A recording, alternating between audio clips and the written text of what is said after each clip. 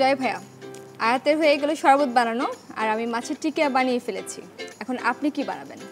দুটো খাবারই দেখে মনে হয়েছে অনেক সুস্বাদু, আর আমি স্বীকার করে নিচ্ছি যে আমি তো ভালো রান্না করতে পারি না। আচ্ছা, কিন্তু আজকে তারপরও আমি চেষ্টা করব পাস্তা বানাতে। পাস্তা বানাবেন? আচ্ছা, তাহলে আমরা দেখে আসি পাস্তা বানাতে কি কি উপকরণ লাগছে। পাস্তা বানাতে যে যে উপকরণ লাগবে: পাস্তা, মুরগির মাংস, ডিম, গাজর কুচি, পেঁয়াজ কুচি, রসুন কুচি, পুদিনা পাতা, ধনে পাতা, টক দই, টমেটো সস, গোলমরিচ গুঁড়া, লবণ, পানি। তাহলে ভাই আসেন আপনি রান্নাটা শুরু করেন। মানে আমি যেটা বলতে চাচ্ছিলাম, আমি আপনাকে সহযোগিতা করি বা আপনি আমাকে সহযোগিতা করেন, দুজনে মিলে করতে হবে। আমি একা পারবো না। বুঝতে পেরেছি। তাহলে আমি চুলাটা জ্বালিয়ে দিচ্ছি।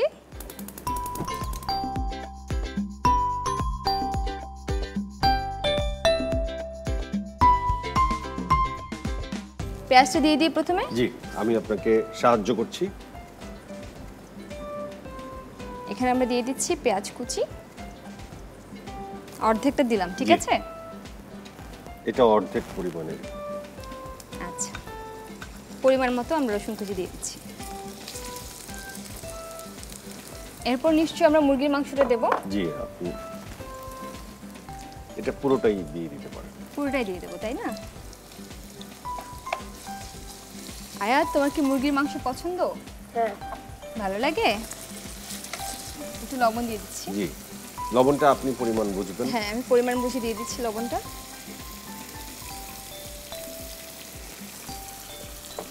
এরপর নিশ্চয়ই গোলমরিচ দেব। জি, ঠিক আছে। আচ্ছা, এখন যেটা করব সেটা হচ্ছে ডিমটাকে আমরা এখানে দিয়ে দেব। জি, আমরা এখানে তাহলে পাস্তাতে কি পাচ্ছি? মুরগির মাংসটা পাচ্ছি, আবার ডিমটা পাচ্ছি, তাই না? অনেক পুষ্টিকর একটি বিষয় দাঁড়াচ্ছে। প্রোটিন পাচ্ছি দুই রকমের।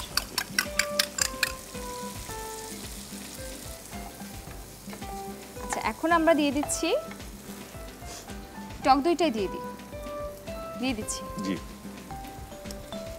আমরা টক দই সম্পর্কে জানি যে টক দইটা অনেক স্বাস্থ্যের জন্য খুব উপকারী একটি। জি, অবশ্যই দিয়ে দিলাম টক দই। টক দই আবার খাবারের স্বাদটা কিন্তু খুব বাড়ায়। টক দই বোধহয় সাথে সাথে চর্বিটাও কেটে দেয়, না? হ্যাঁ। এখন যেটা দেব সেটা সসটা দিয়ে দিই। আচ্ছা, সস দেওয়ার আগে আমরা এটা দিলে কেমন হয়? এটি আমি বলতে চেয়েছিলাম। এটা দিয়ে দিই। আমার তো মনে হচ্ছে যে আমার রান্নাটাই সবচেয়ে ভালো হবে। কিন্তু আমার মনে হয় আয়াতেরটা সবচেয়ে বেশি ভালো হবে, তাই না আয়াত? আচ্ছা, এটা হয়ে এসেছে। এখন আমরা সস টাইপের করে নিই পাস্তা যেহেতু। জি জি, একবারে সব করে তারপরে পাস্তাটা দিতে চাচ্ছেন। হ্যাঁ হ্যাঁ।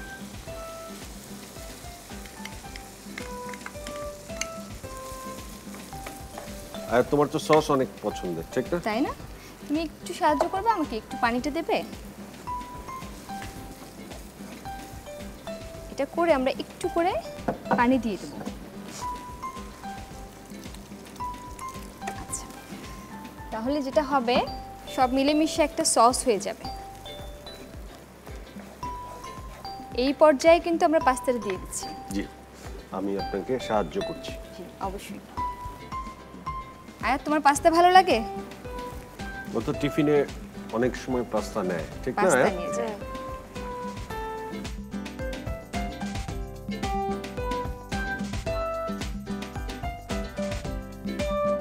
এখন দেব পুদিনা পাতা। জি, পুদিনা পাতাটা দিয়ে নিচ্ছি, খেতে খুব ভালো লাগে। পুদিনা পাতার খুব সুন্দর একটা গন্ধ আছে। জি,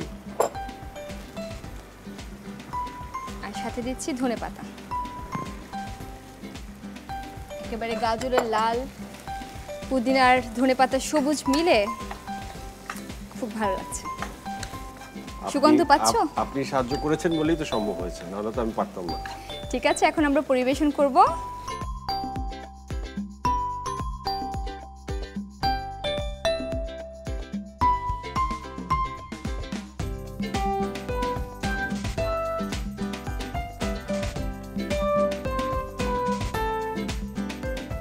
তৈরি হয়ে গেল আপনার রেসিপিতে আমার রান্না করা নাকি আপনার রান্না করা? আপনার রান্না করা এবং আমার সহযোগিতা। আপনার সহযোগিতায় এবং পাস্তা। আয়াতেরও সহযোগিতা আছে। হ্যাঁ অবশ্যই। আমরা তাহলে আরেকবার দেখে আসি কিভাবে তৈরি করতে হয় পাস্তা। একটি প্যানে তেল গরম করে নেই। এরপর এতে যথাক্রমে পেঁয়াজ কুচি, রসুন কুচি, মুরগির মাংস, লবণ, গোলমরিচ গুঁড়া এবং ডিম দিয়ে কিছুক্ষণ নেড়ে নেই। একটু ভেজে নিয়ে যথাক্রমে টক দই, গাজর কুচি, টমেটো সস, পানি এবং পাস্তা দিয়ে ভালো করে মিশিয়ে নেই। এর সাথে পুদিনা পাতা এবং ধনেপাতা দিয়ে রান্না করে নেই। পরিবেশনের জন্য প্রস্তুত হয়ে গেল মজাদার পাস্তা। বানাই মজার খাবার মা বাবার আমি। দুরন্ত। ফেসবুকে ফলো করো এবং ইউটিউবে সাবস্ক্রাইব করো দুরন্ত টিভি।